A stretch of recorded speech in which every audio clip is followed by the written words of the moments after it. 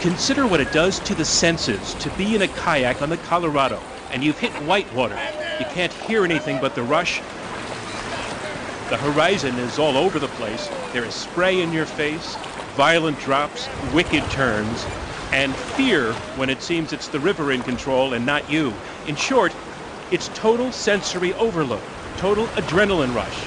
But if you have autism, like most of the kids in the front seats here, it's overload times 20 or 100. And that's the point, to take these kids to their limits and then beyond. It's got to be visceral. It's super intense.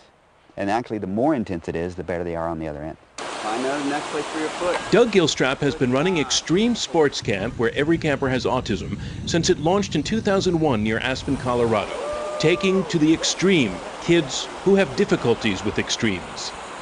Many times our kids, campers, have a lot of behavior issues or a lot of sensory issues that they just can't handle. It's too cold, it's too hot, it's too loud, it's too bright. All those sorts of things can cause a lot of problems. These kids represent the many different ways that autism can take shape. Quinn barely speaks. But overall, I thought I did a great job.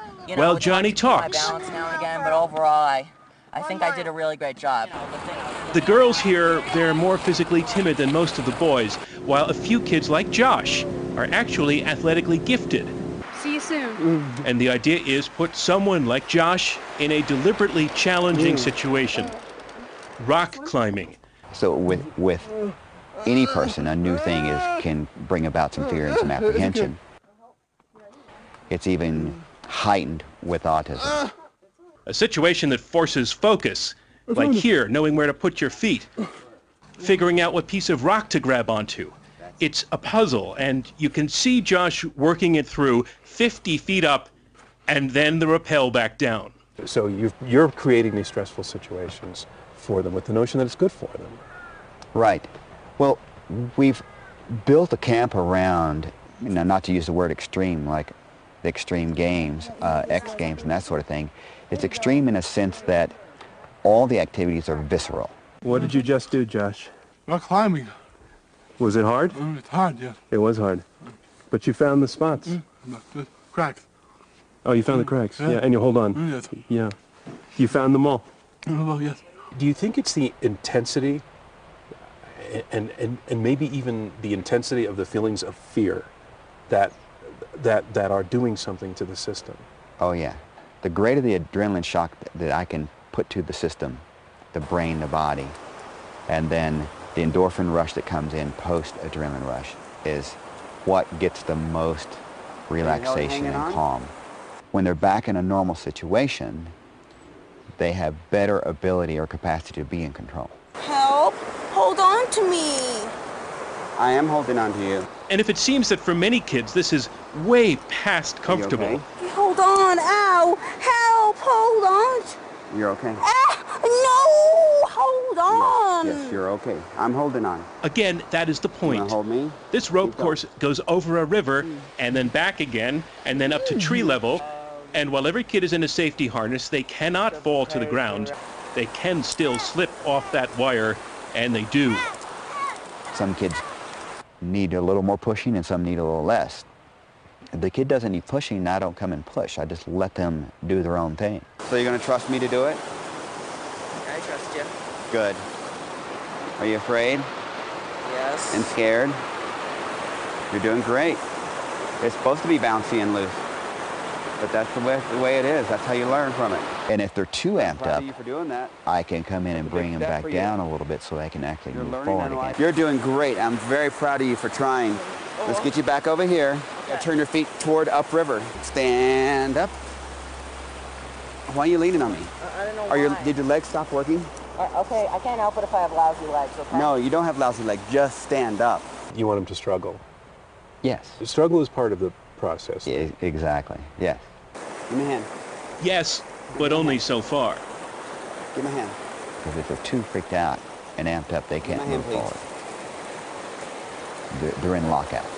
You're okay. So bringing those people who are up down or bringing those people who are down up is what I specialize in. Look at me. There you go. Help, I need to hold on. You are holding on. You're okay, Sean? Breathe for me. Ooh, Can you blow out the candle? ooh. Good. But with that heightened apprehension, if we make it up over the hump and on to the other side, then we get what we're looking for. There you go. Hold on. I think you can hold on and you do it. Yay, Ishan, doing it by yourself. How was it? They make it as fun as they can. Right here. There you go, Johnny. At the end of the treetop rope course, there's a wonderful zip line that glides right back down to earth.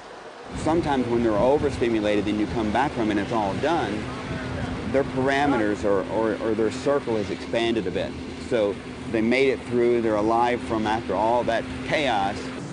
And out on the water, where Doug showed me how he's designed a kind of water skiing experience for kids who can't quite handle standard skis, I needed a large ski that was all one piece instead of the skis diverging and falling apart, which is eliminating an obstacle for failure. they sweeten the whole experience with music. And Billy Bernard, well, he's a Jim Morrison fan. So they crank it up, and Billy skims along, singing along. You have an amazing connection with the kids. Where do you get this touch with the kids? I just studied it and watched how they did things, and I picked up a way on interacting with them in whatever they were focused on. It's just the way of touch. Touch can be a very calming thing. So, like again for Josh, I can reach over and just touch him, and he'll go, just with the touch. Indeed, that connection with kids, and all the counselors work at it. Each child is assigned his or her own counselor for the full week. It's what makes it possible in the first place for a kid to step on that wire, or hang on to that wall, Why don't you use the rock, okay? or just to get through the bus rides between events. Where you go, buddy? The real test of whether this is working, most of the kids, they come back year after year. Good job, Robert. For another taste of the extreme. I'm John Donvan for Nightline in Colorado.